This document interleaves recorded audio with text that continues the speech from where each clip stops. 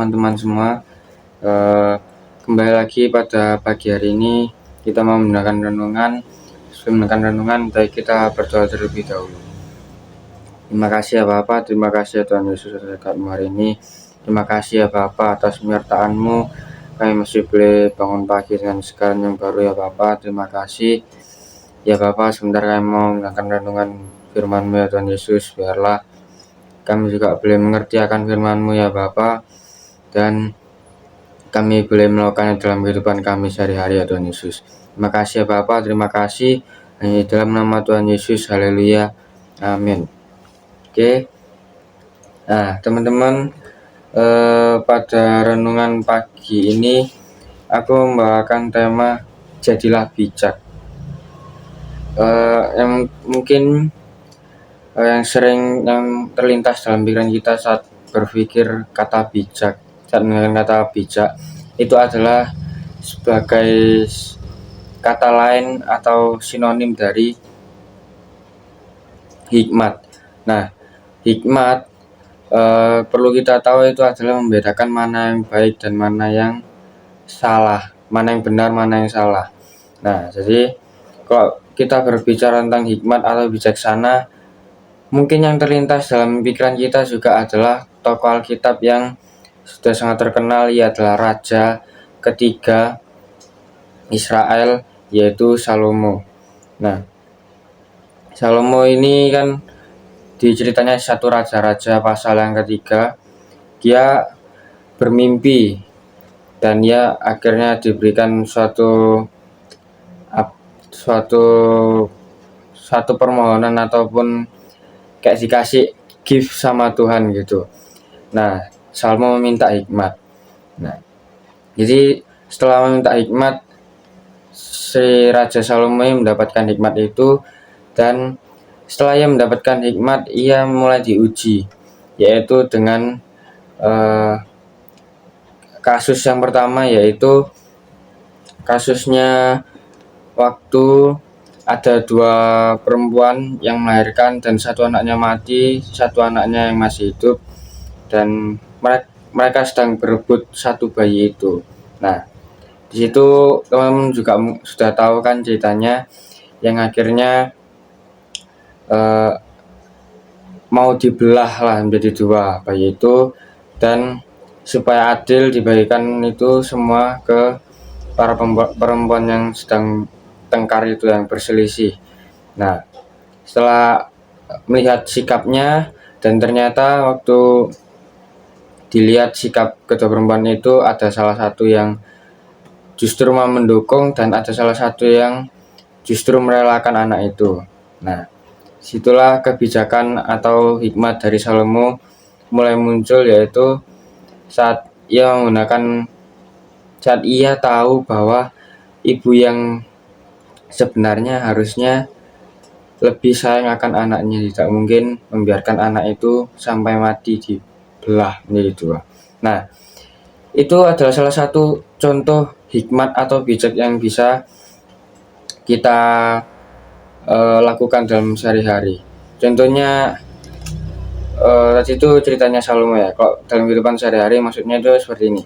Saat kita yang umum aja, misal kita sudah bisa naik sepeda motor dan baru saja bisa naik sepeda motor, apakah kita akan langsung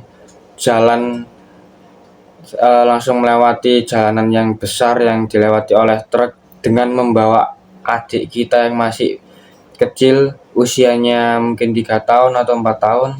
Nah, salah satu contoh bijak adalah pasti menolak itu, karena walaupun kita bisa, tapi kalau kita tidak mampu melihat kondisi, maka kita pun akan sama saja dengan orang yang bodoh dan justru malah membahayakan diri kita sendiri.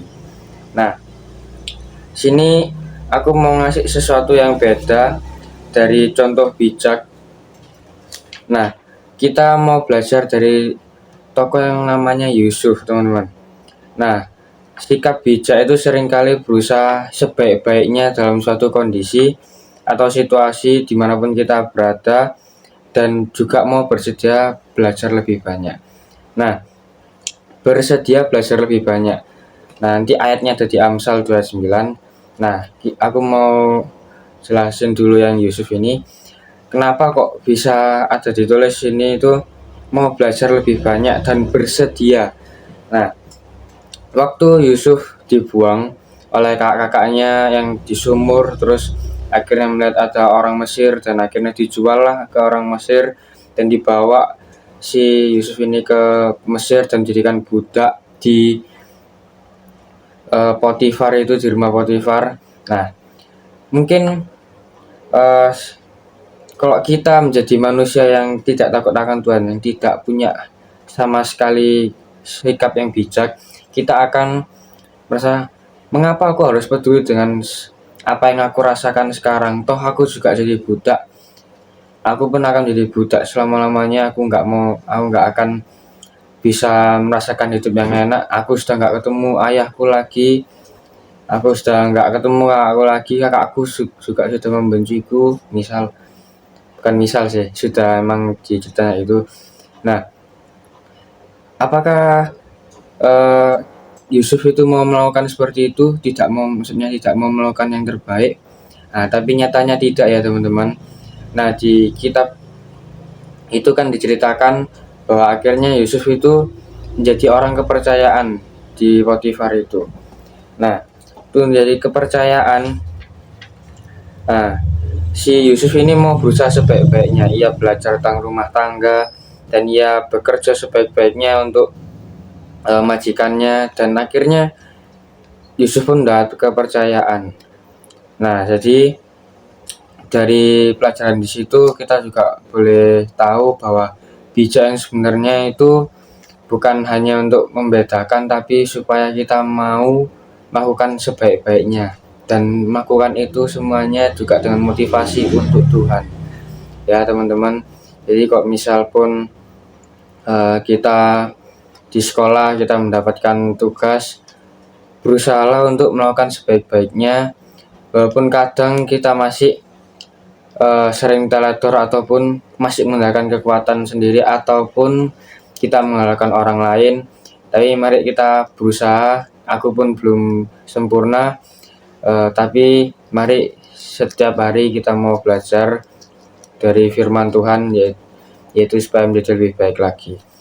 Jadi di ayat yang terakhir Amsal 9 ayat 6 ini, maksudnya Amsal 2 ayat 9, berilah orang bijak nasihat, maka ia akan menjadi lebih bijak. Ajarilah orang benar, maka pengetahuannya akan bertambah. Oke. Dan ayat 10-nya adalah ayat yang sering kita dengar. Permulaan hikmat adalah takut akan Tuhan. Oke. Mari kita bersatu dalam doa. Terima kasih ya Bapak, terima kasih ya Tuhan Yesus. Kami boleh melakukan renungan pada hari ini, kami boleh belajar ya Bapak, bahwa menjadi bijak juga boleh melakukan sebaik-baiknya ya Tuhan Yesus, untuk-Mu ya Tuhan Yesus.